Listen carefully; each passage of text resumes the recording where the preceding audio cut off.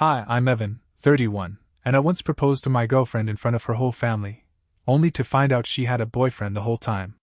Not me. Not an ex. A current one. And somehow, I was the side piece. Let's rewind to where it all began, because this mess started with a ring and ended with police, a storage unit, and one very shocked man in a Honda Civic. I met Camille at a friend's engagement party, which in hindsight feels like a cosmic joke. She was this witty, sarcastic, whiskey-drinking, cardigan-wearing woman who could hold a full debate about The Office versus Parks and Rec without blinking. We started talking over the cheese tray, and by the end of the night, she'd stolen my hoodie and my number. Things moved fast. Within a year, we moved in together. At 18 months, we were picking out dog names, and at year 2, I bought a ring. Real diamond. Real money. Real love, or so I thought. Camille wasn't just my girlfriend. She was the we'll grow old and complain about our backs together kind of person. Her family loved me. Her mom would text me separately to send memes. Her dad asked me for bourbon recommendations. Her little brother called me Big Bro. So when I decided to propose, I went big. Her parents were hosting a family barbecue for Memorial Day weekend, and I asked if I could pop the question there. They were thrilled. I rehearsed what I'd say. Practice going down on one knee without wobbling. I even made sure her nails were done. Thought of everything. Except the part where she was cheating.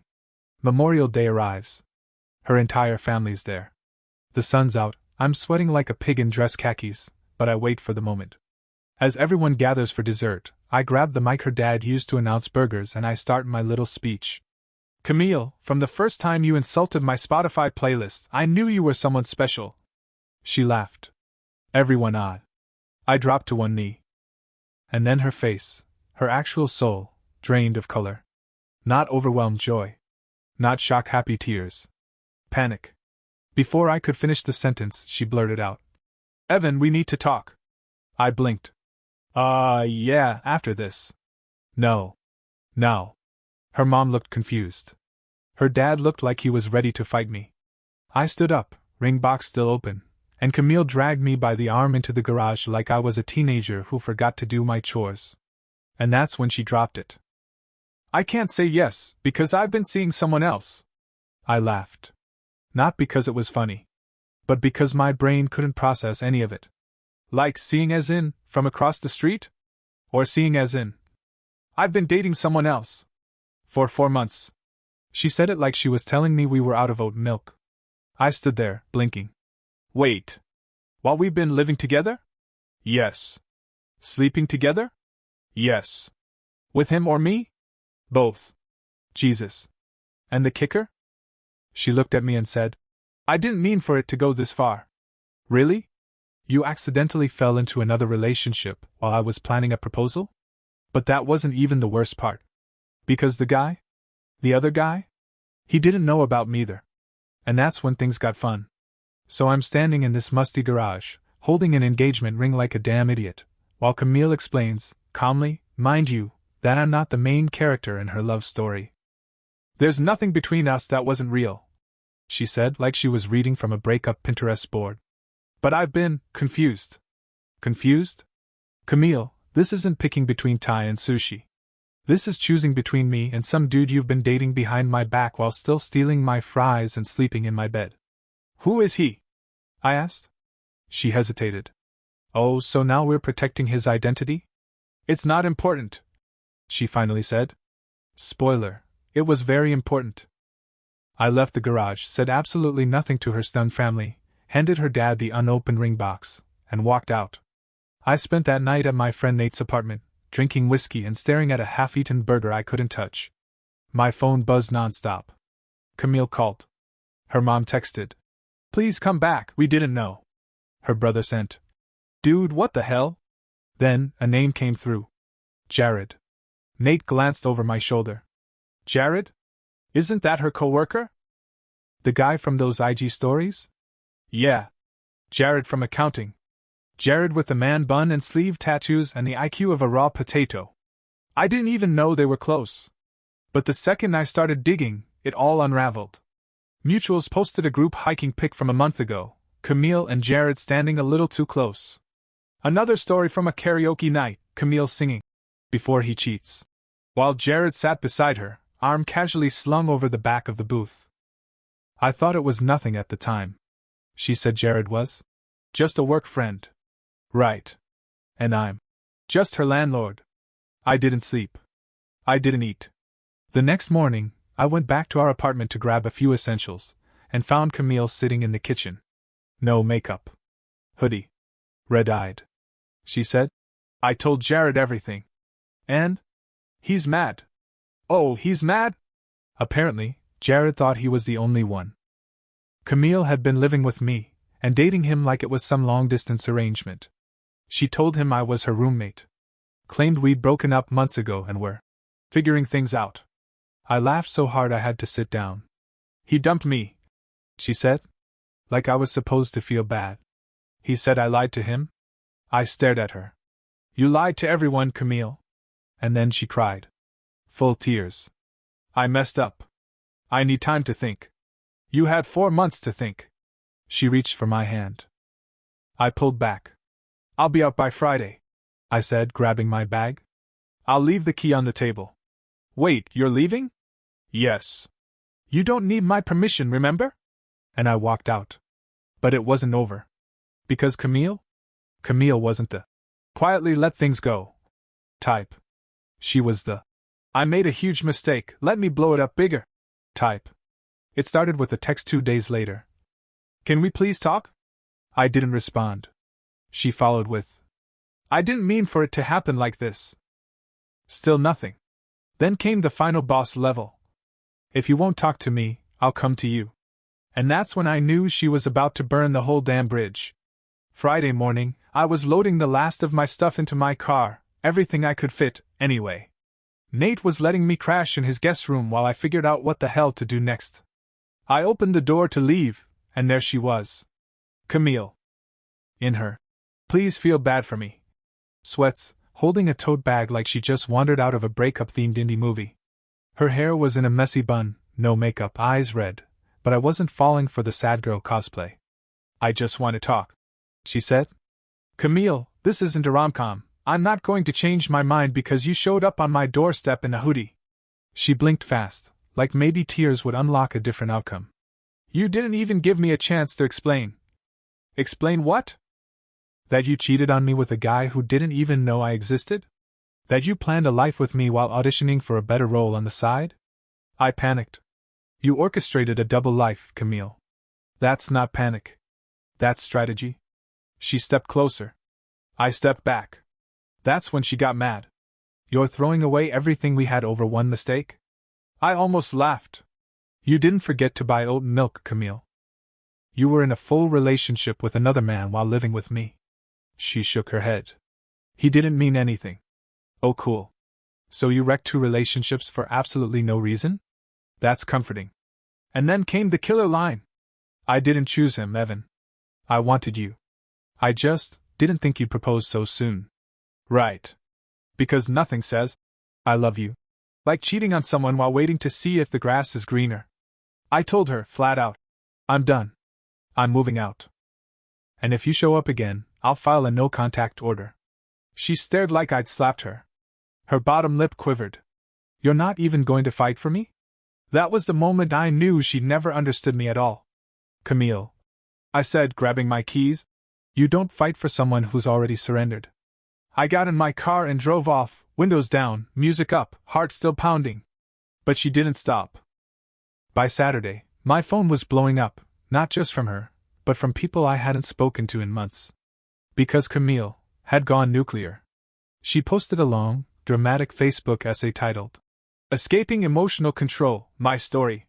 Guess who the villain was? Yup. Me. The post was wild. Camille claimed she'd been trapped in an emotionally abusive relationship for 2 years. Said I isolated her, monitored her texts, discouraged her from having male friends, and this is the best part, used finances as a way to manipulate her freedom. Camille didn't even have a job for the first 8 months we dated. I paid for rent, utilities, groceries, her cat's allergy meds, and a coding boot camp she never finished. But sure. Emotional puppet master. The comment section was split. Some of her casual friends, people who knew her through yoga or book club, posted heart emojis and things like, "You're so brave." Her cousin wrote, "Glad you're finally free." But then the truth started leaking. Her ex-roommate Michelle dropped in with, "Girl, didn't you just cheat on him with your coworker?" Her old coworker Lisa added, "You brought Jared to the office holiday party while living with Evan. What's the real story here?" Even Nate, my very private, don't get involved in drama Nate, left a comment. "You said he was your roommate." While sleeping in his bed. Camille deleted the post within 6 hours. But screenshots are forever. She wasn't done though. Oh no. Camille went full PR meltdown. She started DMing my friends individually, trying different stories on each. To some I was a control freak who demanded check-ins every hour. To others I was deeply insecure and paranoid. Always accusing her of cheating, which, ironically, was true, but not in the way she meant. Then came the nuclear option. She contacted my mom. Camille sent my mother a long message saying she was devastated and afraid I might do something drastic because of the breakup. Claimed she was worried about my mental state and just wanted to make sure I was safe. I had to explain to my poor mom, who was halfway to buying me therapy books on Amazon, that Camille wasn't worried about me. She was trying to get ahead of the narrative in case I told people the truth. But the final straw? Camille showed up at my office. Walked right past reception and into the lobby like she still had rights to my life. I was in a meeting when my phone buzzed with a text from Lauren at the front desk. "Hey, your ex is here. Says it's an emergency." I excused myself, went out front, and found her sitting on the couch like this was a damn coffee date. "You can't just show up here," I said, trying to keep my voice down. "I need closure. You're about to need a restraining order." She stood up, voice cracking. "I made a mistake. A huge one. Jared's gone. He ghosted me. He blocked me on everything. That's not my problem, Camille. I'm not asking to get back together. I don't know who I am without you." Wow. That's heavy. Also, not my responsibility. Security walked her out 5 minutes later. And guess who had the gall to post a cryptic Instagram story 2 hours later? Trust is fragile. Be careful who you give your heart to. With a black and white photo of her looking out a rainy window. I wasn't even mad anymore. I was impressed by the sheer delusion. But then she made one last move. One I absolutely didn't see coming. 3 days of peace. That's all I got. 3 blissful, Camille-free days where I almost convinced myself the saga was over.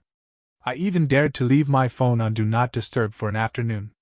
And then, just as I sat down to eat leftover pad thai and watch a documentary about volcanoes exploding, ironically fitting, my phone lit up with a name I hadn't seen in years. Sabrina, Camille's best friend. I hadn't spoken to her since early in our relationship. She was the kind of friend who always half smiled at you but was probably texting Camille. "He's cute but weird," as soon as you turned around. Her message? "You need to see this." Attached was a screenshot of Camille's latest move. She'd made a GoFundMe. The title? "Escaping Abuse, Starting Over After Emotional Trauma." I wish I was joking. She wrote this whole narrative about rebuilding her life after leaving a controlling and dangerous situation.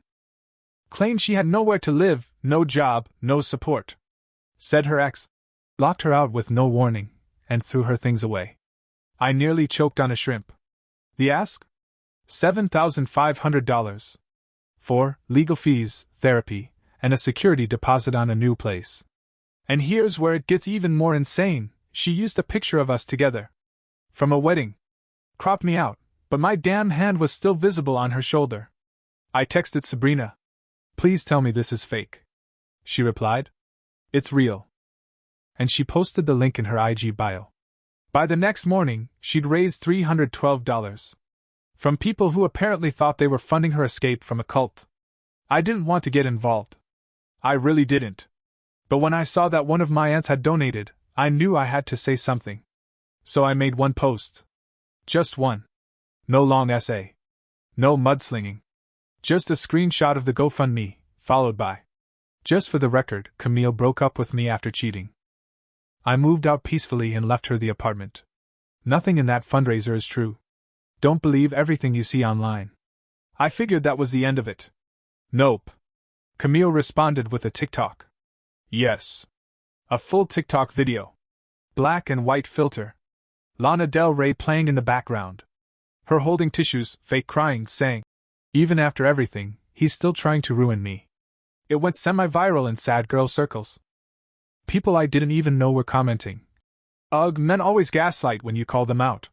And then, from the top rope, Sabrina commented, "Girl, you cheated. He proposed to you. You were dating Jared the whole time. Don't play victim." Boom. That was it. The comments turned instantly. People were unfollowing, asking for refunds. Someone even said, "You're why people don't trust real abuse victims." She took the fundraiser down that night. But Camille? Camille doesn't go quietly. 2 days later, I got a call from my building's front desk. Receptionist says, "Hi, Mr. Wren? There's a guy here named Jared. He says he's your girlfriend's ex and he wants to talk." I was done. But I went down anyway. And what I saw was something out of a soap opera. Jared, eyes bloodshot, holding Camille's cat in a carrier. "She said this was yours," he said. "She left it at my place with a note saying Evan will take better care of you than I ever could." The cat just stared at me, probably wondering why its entire life had turned into a Craigslist custody exchange. I looked at Jared. "Dude, why are you even still involved?" He sighed. "She told me she was pregnant." My eyebrows shot into the stratosphere. "She's not," he added. "Got a negative test this morning. She said she lied because she wanted someone to fight for her." "Bro, I'm done. I'm out." He handed me the carrier and walked off like a broken man who had just escaped a cult. So now I had a cat I never wanted, a folder of screenshots in case she tried to sue me, and a weird sense of peace. Until Camille dropped one more bomb. She'd lawyered up. Her name was Gloria S. Weintraub, ESQ, and she had a Gmail address, which is how I knew this was going to be either ridiculous or very ridiculous. I got the email while at work. Subject line: Formal notice, Camille R. versus Evan W. Attached, a 3-page PDF on full legal letterhead that read like it was copy-pasted from a Law and Order fanfiction subreddit. Camille, through her new legal representation, was alleging wrongful eviction, emotional damages, theft of personal property, loss of income due to slander, public shaming via social media. That last one made me laugh so hard, my boss poked her head into my office to ask if I was okay. But here's the cherry on top, she was demanding $12,000 in damages. $12,000. I emailed my actual lawyer, Gabe. Chillest man alive. Once watched his laptop catch fire mid-Zoom and didn't even blink. He skimmed the email and said, "Do not respond. This isn't a real attorney." I raised an eyebrow. "What do you mean?" He smiled. "I know Gloria Weintraub. She's my cousin. Retired 3 years ago. Doesn't even do civil cases. This is Camille pretending to be a lawyer." I blinked. "She impersonated your cousin? She also misspelled defamation. Twice. We wrote up an actual response, on real legal letterhead stating that Camille had vacated the apartment voluntarily. No property was taken, she abandoned what she didn't collect. I never publicly named her, and any damage to her reputation was the result of her own actions. If she continued harassing me or impersonating legal professionals, we'd consider pursuing action for actual defamation and harassment. I thought that would shut it down. But Camille, like some sort of deranged phoenix, pivoted. She deleted all her social media. Radio silence. Until a week later, I got a text from an unknown number. "Hi. I know this is weird, but I think I just started dating your ex. Camille?" I stared at the message. Then another text followed. "She talks about you a lot. Like a lot. I found a drawer full of printed photos of you two. There's even a photo of you guys at a wedding framed next to her bed. Is that normal?"